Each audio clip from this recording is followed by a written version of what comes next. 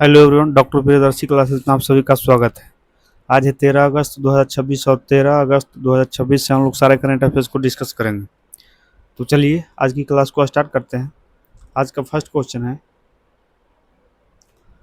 वंदे मातरम के संबंध में अगस्त 2026 में क्या महत्वपूर्ण हुआ है? ऑप्शन है, इसे राष्ट्रीय गीत से हटाया गया है। ऑप्शन बी, इसे राष्ट्रगान के बराबर कानूनी संरक्षण दिया गया है। ऑप्शन सी है, इसे राष्ट्रीय ध्वज का दर्जा दिया गया है। ऑप्शन डी है, इसे संविधान की 8वीं अनुसूची में जोड़ा गया है। इसका राइट आंसर है ऑप्शन बी, इसे राष्ट्रगान के बराबर कानूनी संरक्षण दिया गया है। राष्ट्रपति द्रौपदी मुर्मू ने prevention of insults to national honour amendment bill 2026 को मंजूरी दी है। इसके तहत वंदे मातरम के जानबूझकर गायन में बाधा डालने या रोकने के अपराध बनाया गया है तथा इसे जनगण मन के समान कानूनी संरक्षण दिया गया। यह संशोधन prevention of insult to national honour act 1971 की सेक्शन 3 से संबंधित है। आगे है क्वेश्चन सेकेंड है, IBM ने भारत में AI सेंटर्स स्थापित करने के लिए किन संस्थानों के साथ साझेदारी की है? ऑप्शन है, IIT दिल्ली और IIM Ahmedabad. Option B, MIT Bengaluru और क्रिस्ट यूनिवर्सिटी। ऑप्शन सी है, IIT बॉम्बे और IISc Bengaluru. Option D, NIT Turkey और JNU। इसका राइट आंसर है ऑप्शन बी, MIT बेंगलुरु और क्रिस्ट यूनिवर्सिटी। IBM ने Manipal institute of technology Bengaluru और क्रिस्ट डेमटोबी यूनिवर्सिटी के साथ साझेदारी की है। MIT बेंगलुरु में IBM MIT AI लैब महे और क्रिस्ट यूनिवर्सिटी में IBM innovation centre for AI स्थापित किया गया है। फोकस एरियाज में generative AI, agentic AI, LLMS, RAG, intelligent automation of responsible AI शामिल है। आगे है क्वेश्चन थ्री है, SBI रिसर्च ने क्वार्टरली फर्स्ट फाइनेंशियल ईयर 2027 में GDP ग्रोथ कितनी रहने का अनुमान लगाया है? ऑप्शन ए है 6.5%, option B 7.0%, option C 7.5%, option D 8.0%। इसका राइट आंसर है ऑप्शन डी 8.0%। आगे है, SBI रिसर्च ने अपने इको रिपोर्ट में फर्स्ट क्वार्टरली फाइनेंशियल 2027 में GDP ग्रोथ लगभग 8% रहने का अनुमान लगाया है। यह RBI के 7% के प्रोजेक्शन से 1% पॉइंट अधिक है। अनुमान है 54 हाई फ्रीक्वेंसी इंडिकेटर्स वाले नॉवकास्टिंग मॉडल पर आधारित था। आगे है क्वेश्चन फोर है, 2026 Hurun India most valuable family business list में कौन सा परिवार प्रथम स्थान पर रहा है? ऑप्शन है, Birla family. Option B, Jindal family. Option C, Ambani family. Option D, Mahindra family. इसका राइट आंसर है option C, Ambani family. Ambani family जिसका नेतृत्व मुकेश अंबानी करते हैं, लगातार तीसरे वर्ष भारत का सबसे मूल्यवान बिजनेस फैमिली बना है। इसकी वैल्यूएशन नेटवर्थ 25.8 लाख करोड़ रुपए बताई गई है। दूसरे स्थान पर बिरला फैमिली और तीसरे स्थान पर जिंदल फैमिली रही है। आगे है क्वेश्चन फाइव है, 2026 की top 100 first generation family business ranking में शीर्ष पर कौन रहा है? Option A, Ambani family. Option B, Adani family. Option C, Birla family. Option D, Bajaj family.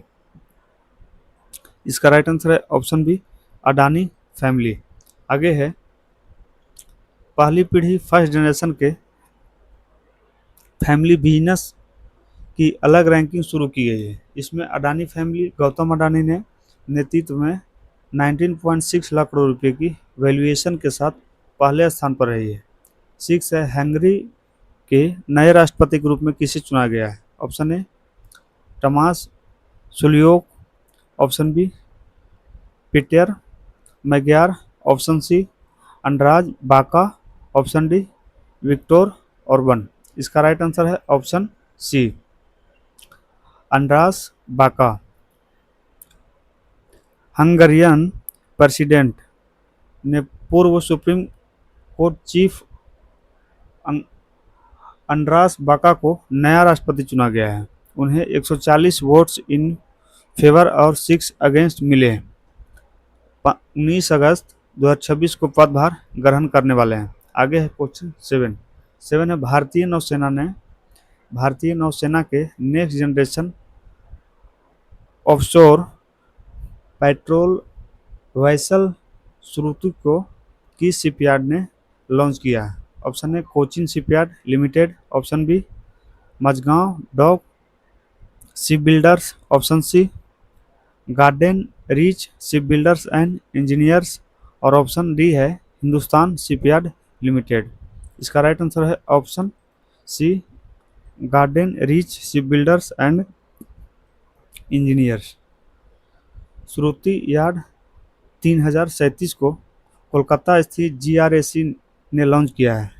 इसका प्रोजेक्ट NGOPV के तहत बनने वाले 4 next generation offshore patrol vessel में से दूसरा है और पहले GRAC NGOPV का नाम संघमित्रा था, जिसे 20 मई 2026 को लॉन्च किया गया था। आगे है क्वेश्चन 8 है श्रुति नाम का अर्थ क्या है। ऑप्शन ए शक्ति, ऑप्शन बी जो सुना जाता है, ऑप्शन सी है विजय, ऑप्शन सी विजय हो गया, ऑप्शन डी समुद्र की रक्षक।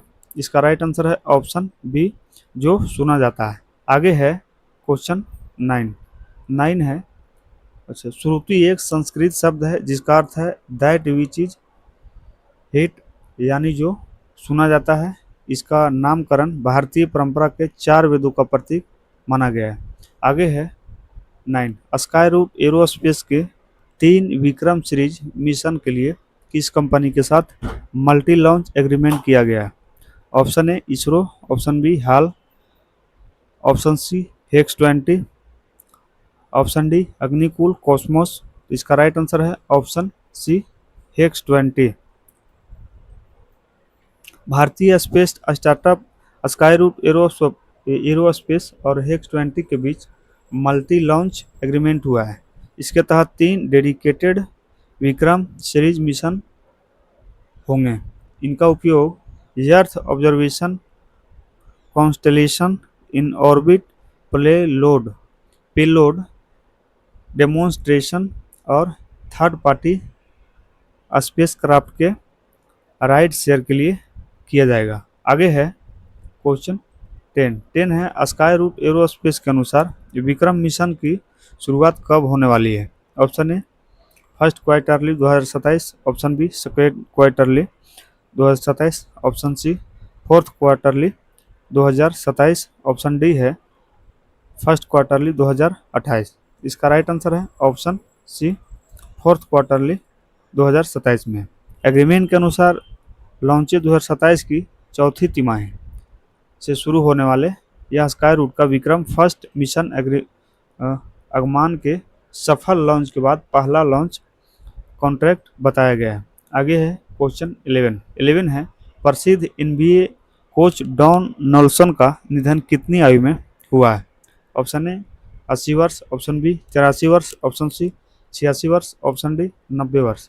इसका राइट आंसर है ऑप्शन सी 86 वर्ष की उम्र में इनका निधन हुआ है।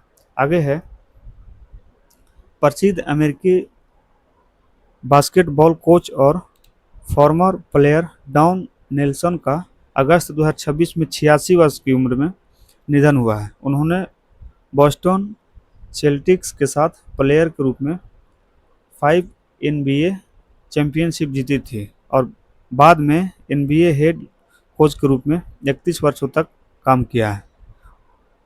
उनके नाम 1335 रेगुलर सेशन कोचिंग विन्स दर्ज है और उन्होंने NBA coach of the year award 3 बार जीता है। आगे है क्वेश्चन ट्वेल्व है एमपी परमेश्वरन। एमपी परमेश्वरन किस क्षेत्र से प्रमुख रूप से जुड़े थे? Option A nuclear science and science communication, option B banking और finance, option C space medicine, option D international law. इसका राइट आंसर है option A nuclear science. Nuclear science and science communication. MP Parameswaran भारतीय nuclear scientist, science communicator, writer और Marxist theorist थे। उन्होंने bark Mumbai में 1957 से 1975 तक साइंटिस्ट के रूप में काम किया है। वे केरला शास्त्र साहित्य परिषद तथा पीपल्स साइंस और लिटरेसी मूवमेंट्स से भी जुड़े रहे हैं। आगे हैं क्वेश्चन 13 है रामनाथ कोविंद की ऑटोबायोग्राफी का नाम क्या है? My journey in politics, option B है triumph of the Indian public, my life my struggle, option C है India my vision, option D है द प्रेसिडेंशियल ईयर्स। इसका राइट आंसर है option B triumph of the Indian republic, my life my struggle. प्रधानमंत्री नरेंद्र मोदी ने 12 अगस्त 2026 को पूर्व राष्ट्रपति रामनाथ कोविंद की autobiography triumph of the Indian republic, my life my struggles का विमोचन किया है। पुस्तक रूपा पब्लिकेशन द्वारा प्रकाशित किया गया है और इसमें कोविंद के जीवन, शिक्षा, लीगल करियर, पब्लिक सर्विस और राष्ट्रपति पद की यात्रा का वर्णन किया है। आगे है क्वेश्चन 14 है इंटरनेशनल यूथ डे 2026 की थीम क्या थी? Option A youth for sustainable future, option B different contexts common aspirations, option C youth and digital India, option D youth people for peace. इसका राइट आंसर है option B different context common aspirants. आगे है option, इसका answer हो गया B. International youth day 2026 को 12 अगस्त को मनाया जाता है। 2026 की थीम थी डिफरेंट कॉन्टेक्स्ट कॉमन एक्सपीरियंस। इसका उद्देश्य युवाओं को योगदान, यूथ रिलेटेड इश्यूज और समाज के विभिन्न क्षेत्रों में उनकी एक्टिव और इक्वल पार्टिसिपेशन को बढ़ावा देना है। आगे है तो 12 अगस्त को इंटरनेशनल यूथ डे मनाया जाता है। आगे है